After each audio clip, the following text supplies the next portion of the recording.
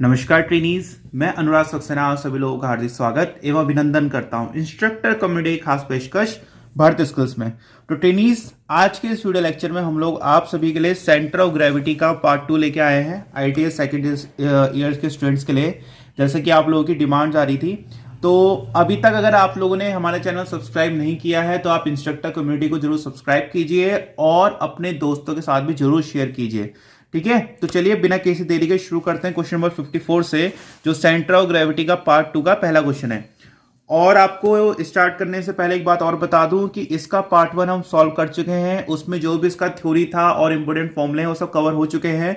तो अगर आपको basics of centre of gravity देखना है, समझना है, तो मेरा रिकमेंड रहेगा कि आप पहले उसको जाइए और विजिट करें। सेंटर ऑफ ग्रेविटी के जो भी न्यूमेरिकल है उसमें आपको कोई भी इस तरह से फिगर दे देगा और आपसे पूछेगा कि इसका गुरुत्व केंद्र कहां पे होता है। तो आपको रेक्टेंगल, स्क्वायर वगैरह का गुरुत्व केंद्र पता होना चाहिए। जैसे रेक्टेंगल का इसके सेंटर पे होता है, इसके आधे पे, ठीक है।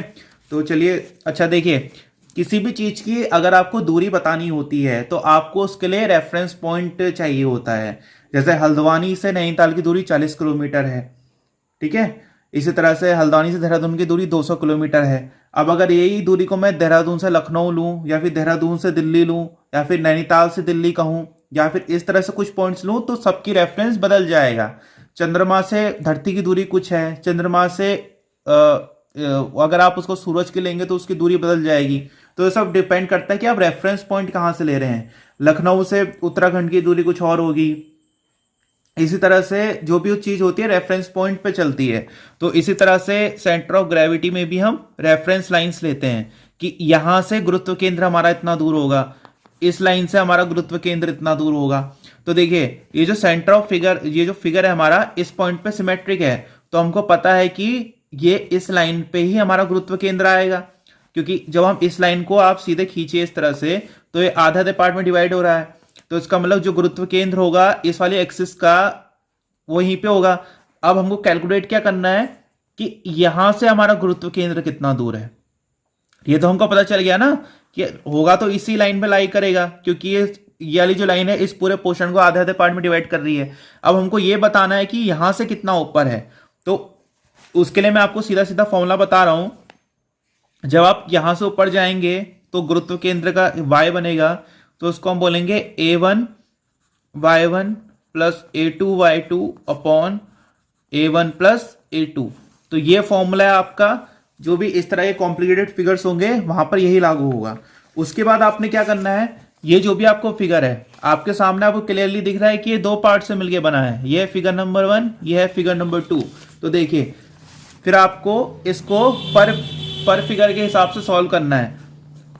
तो फॉर फिगर 1 के लिए देखिए हम क्या निकालेंगे, A1 हमको निकालना है और Y1 हमको कैलकुलेट करना है। ये सारी प्रोसेस हर फिगर के लिए ऐसे सेम ही चलेगी।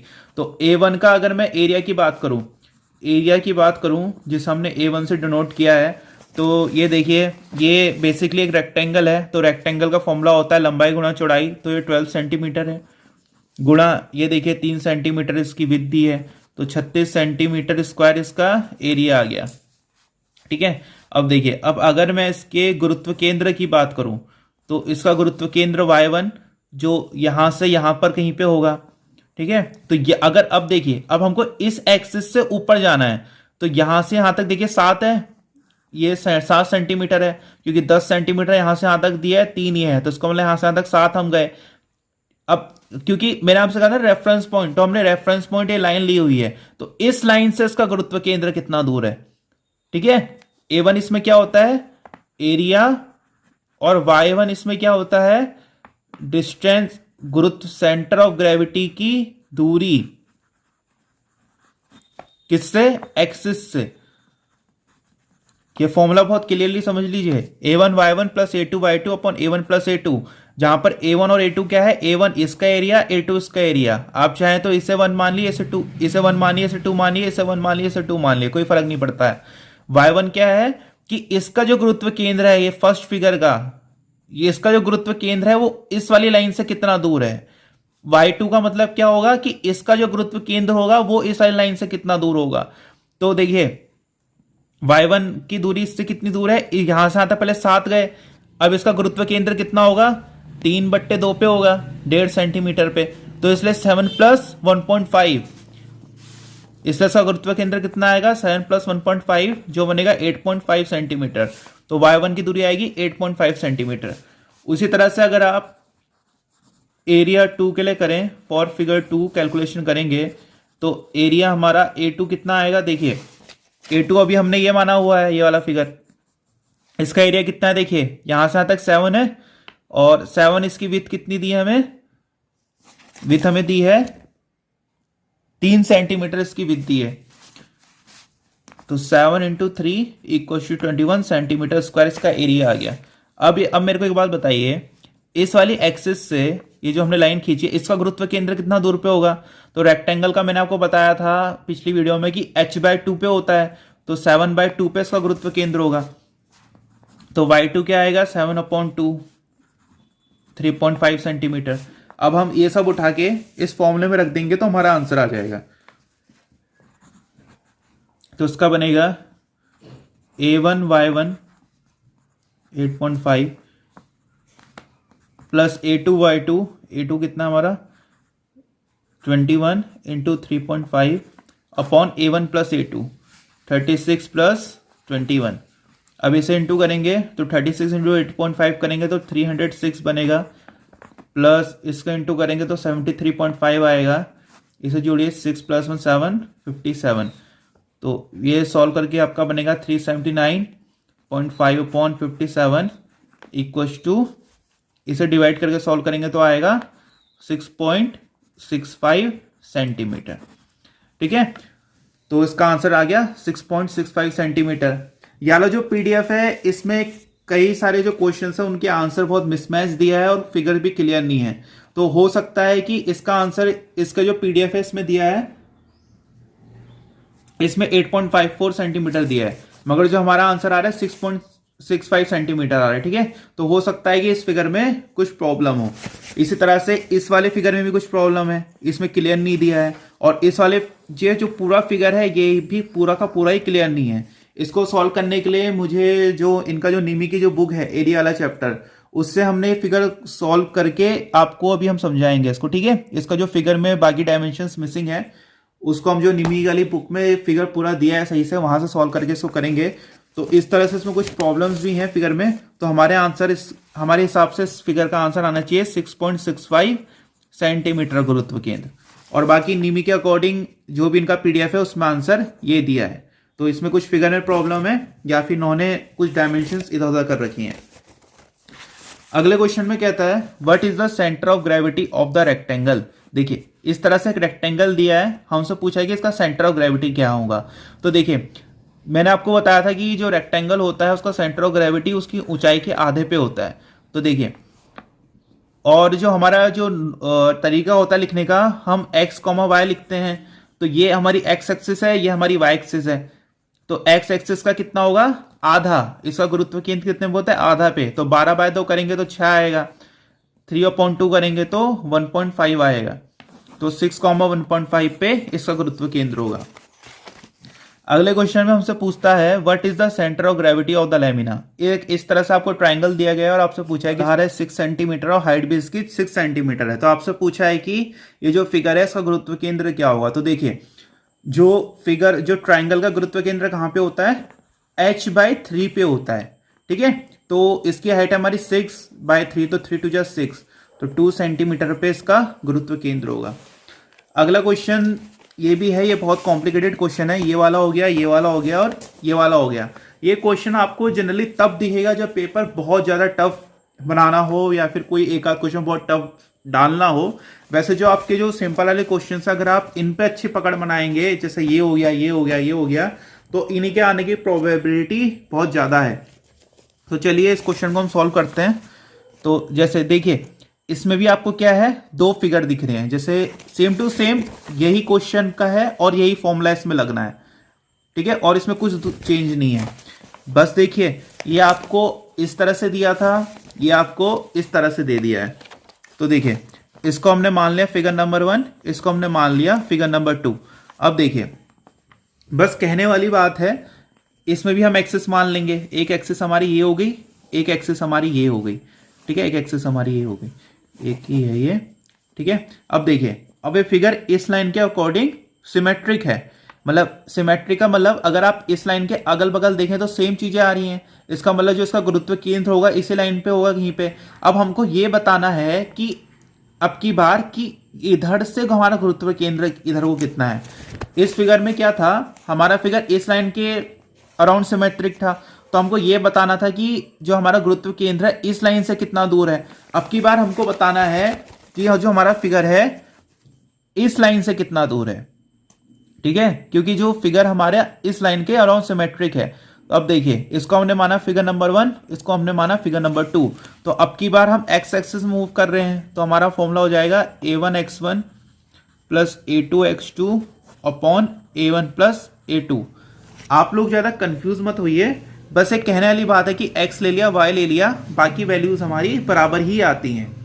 और जिन लोगों को समझने में बहुत प्रॉब्लम हो रही है, क्योंकि ये 3 क्वेश्चन काफी ज्यादा मतलब थोड़े प्रॉब्लमेटिक हैं, कैलकुलेशन भी ज्यादा है, तो उन लोगों से मैं कहूंगा कि आप जो इसके सिंपल वाला पार्ट है, जैसे ये क्वेश्चन हो गया, ये क्वेश्चन है, और जो उसका थ्योरेटिकल पोर्शन है, आप यही देख के जाइए, तो आपको जो सेंटर ऑफ ग्रेविटी में आप अच्छे खासे नंबर स्कोर कर सकते हैं। तो देखिए, अब इसको सॉल्व कर लेते हैं।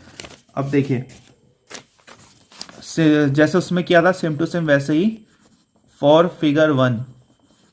देखिए, फिगर 1 हमारा ये है, इसका एरिया कैसे निकालेंगे, लंबाई गुणा चौड़ाई, तो 100 गुणा 50 कितना आएगा 50 इसका एरिया गुरुत्व केंद्र इस लाइन से कितना दूर होगा, उसको मैं x1 बोल रहा हूं, ये मेरा a1 हो गया।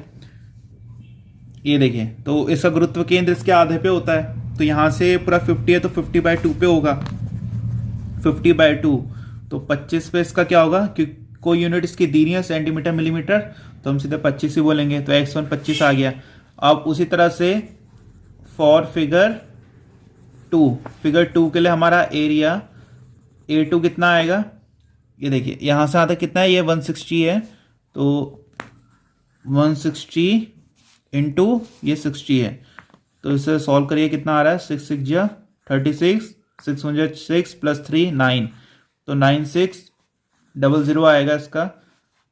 और इसका उसी तरह से अब गुरुत्व केंद्र x2, तो देखिए यहाँ से पूरा 160 है, तो यहाँ से यहाँ तक ये कितना होगा 80 पे इसका गुरुत्व केंद्र होगा, क्योंकि रेक्टेंगल का आधे पे होता है, तो 160/2 80 हो गया। और इस लाइन से इसकी कितनी दूरी है 50 प्लस 80, तो ये कितना होगा 50 प्लस 80, तो हो गया 130।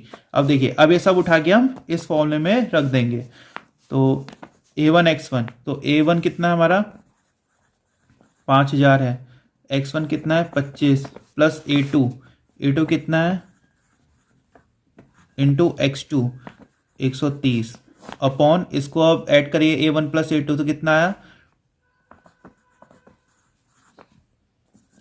14,600 9600 है ना, इसको ऐड करेंगे तो ये आएगा 00,69514। तो देखिए, अब इसे इंटू करते हैं, 5 5 जा 25, 5 2 10 11, इसे इंटू करेंगे तो आएगा 1248000, और नीचे से क्या है 14600, इसे आप ऐड करेंगे तो कितना आएगा 1373000 अपॉन 14600। अब देखिए, अब अगर आप इसको डिवाइड देंगे तो आपका आंसर आएगा 94.04।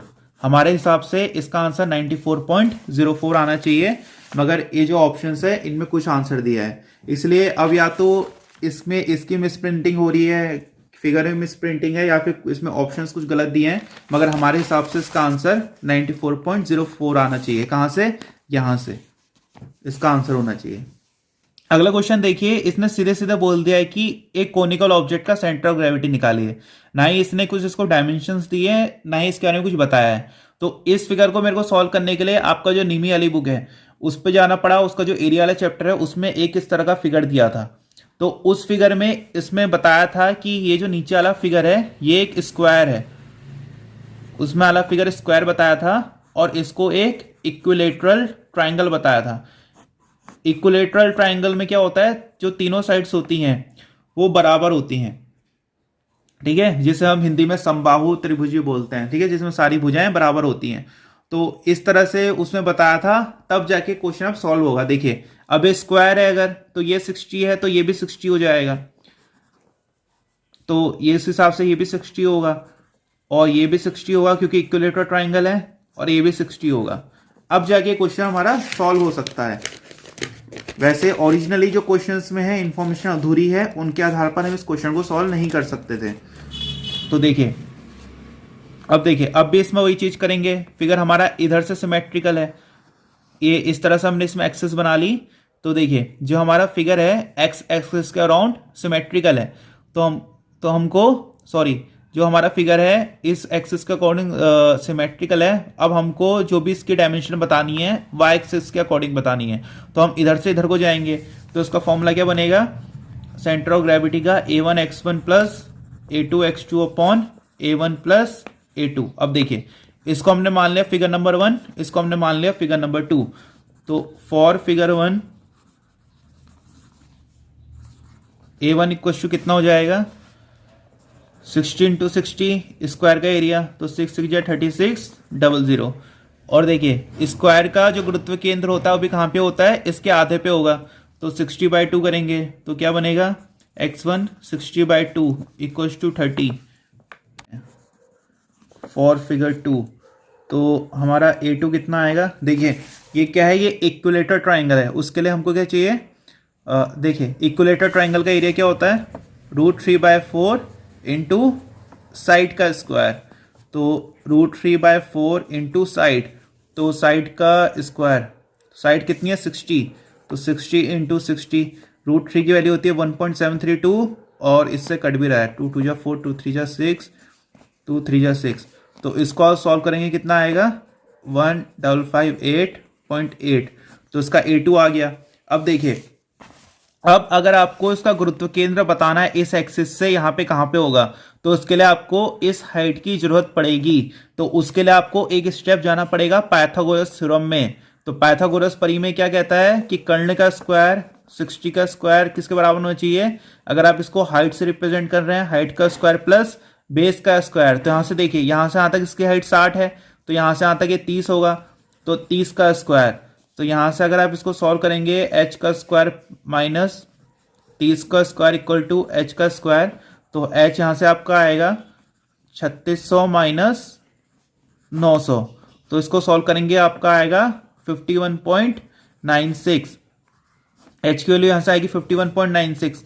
अब हमको पता है कि जो ट्राइंगल होता है उसका गुरुत्व केंद्र होता है h/3 पे। तो यहाँ से यहाँ तक हमारा h कितना है 51.96 आया। तो h/3 करके अगर हम इसका गुरुत्व केंद्र निकालें तो कितना आएगा, h/3 करेंगे तो 51.96/3 करेंगे तो आएगा 17.32।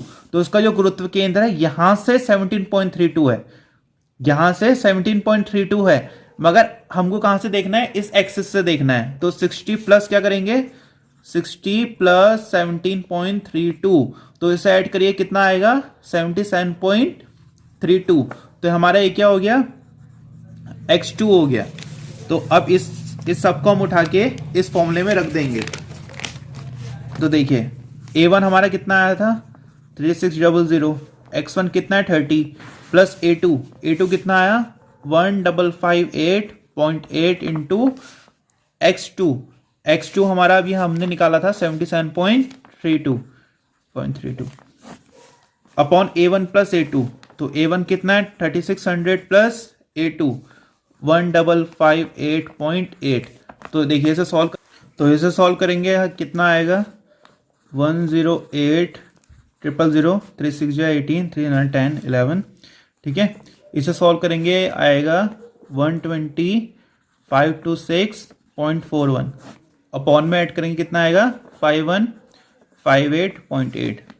इसे ऐड करेंगे कितना आएगा 228,526.41 अपॉन 5158.8। अब इससे अगर आप डिवाइड करेंगे तो आपका आंसर आएगा 44.29। तो इसका आंसर हमारा आ गया 44.3 mm। इसको अप्रोक्स करेंगे तो इसका आंसर हो गया। तो आप लोगों को मैं फिर से वही कहूंगा कि ये जो 3 क्वेश्चन है 1, 2 और 3, ये टफेस्ट क्वेश्चन है पूरे सेकंड ईयर के। तो अगर पेपर बहुत ज्यादा टफ आएगा तभी ये 3 क्वेश्चंस आपको दिखेंगे, नहीं तो आप जो उनका बेसिक वाले क्वेश्चंस हैं वो आप इनको पढ़ के जाइए, आप इस चैप्टर में अच्छा स्कोर करेंगे। देखिए अगले क्वेश्चन पूछता है what is the centre of gravity of the square. यहां से 60, यहां से 60, स्क्वायर का होता है आधे पे, तो 60/2 करेंगे 30 आएगा, और 60/2 करेंगे 30 आएगा, तो 30, 30 पे इसका सेंटर ऑफ ग्रेविटी होगा। अगले क्वेश्चन में कहता है what is the centre of gravity of the cone, base दिया 10 सेंटीमीटर और हाइट दिया 50 सेंटीमीटर। तो ये देखिए एक बात का ध्यान रखिएगा, ये ट्राइंगल नहीं है, ये कोन है, और कोन का गुरुत्व केंद्र होता है h/4 पे। तो हाइट कितनी है इसकी 50 सेंटीमीटर है, तो 50/4 पे होगा, तो ये हो गया 25, तो 25 का आधा कितना होगा 12.5, तो 12.5 सेंटीमीटर इसका आंसर हो गया। अगले क्वेश्चन में कहता है what is the centre of gravity of a semi circle of diameter 12 centimetre. देखिए हमसे पूछा है कि एक जो सेमी सर्कल होता है जिसे हिंदी में हम अर्धवृत्त बोलते हैं, ये पूरा वृत्त हो गया, इसे आधा काट दीजिए, तो ये हो गया हमारा अर्धवृत्त। तो इसका सेंटर ऑफ ग्रेविटी क्या होता है, सीधा सीधा इसका फॉर्मूला होता है 4r/3π। जो सेमी सर्कल होता है उसका सेंटर ग्रेविटी होता है उसके सेंटर से 4r/3π ऊपर होता है। तो देखिए हमको इसमें क्या है, व्यास दिया है 12 सेंटीमीटर, डी हो गया 12 सेंटीमीटर, तो इसकी रेडियस कितनी आ जाएगी 6 सेंटीमीटर। बस अब हम क्या करेंगे, इस फॉर्मूले में इसे रख देंगे, तो इसका सेंटर ऑफ ग्रेविटी आ जाएगा 4 × r, r है 6 सेंटीमीटर/3 × पाई, पाई की जगह हम क्या रख देंगे 22/7, तो 3 × 2 = 6, ये 11 जा हो जाएगा, तो 4 7 = 28/11। तो जल्दी से सॉल्व कर लीजिए, 11 2 = 22, 6 पॉइंट लगा 0, 5 × 55, 2.54 सेंटीमीटर इसका आंसर आ गया। तो ये थे हमारे आज के सेंटर ऑफ ग्रेविटी के न्यूमेरिकल्स। तो इसी तरह के इसमें सारे न्यूमेरिकल्स हैं, कुछ न्यूमेरिकल्स इसमें बहुत टफ भी दिए हैं, कुछ का फिगर्स कंफ्यूजिंग है, तो आप लोग को ज्यादा परेशान होने की जरूरत नहीं है। अगर आप इसका जो बेसिक क्वेश्चंस हैं, जो इसके खाली फॉर्मूले हैं, जो मैंने पिछले बार भी आपको बताए थे पार्ट 1 में, अगर आप उतना देखते जाएंगे तो भी आप इस चैप्टर को अच्छे से सॉल्व कर लेंगे। तो इसी पॉजिटिव नोट के साथ कि आप एग्जाम में काफी अच्छा करें और दिवाली में भी खूब एंजॉय करें, आज की वीडियो हम समाप्त कर रहे हैं। अगर आपको हमारी वीडियो पसंद आई हो तो आप हमारी वीडियो को लाइक कर सकते हैं, हमारे चैनल को सब्सक्राइब कीजिए और अपने दोस्तों के साथ भी जरूर जरूर शेयर कीजिए। तो आज की वीडियो देखने के लिए बहुत बहुत धन्यवाद।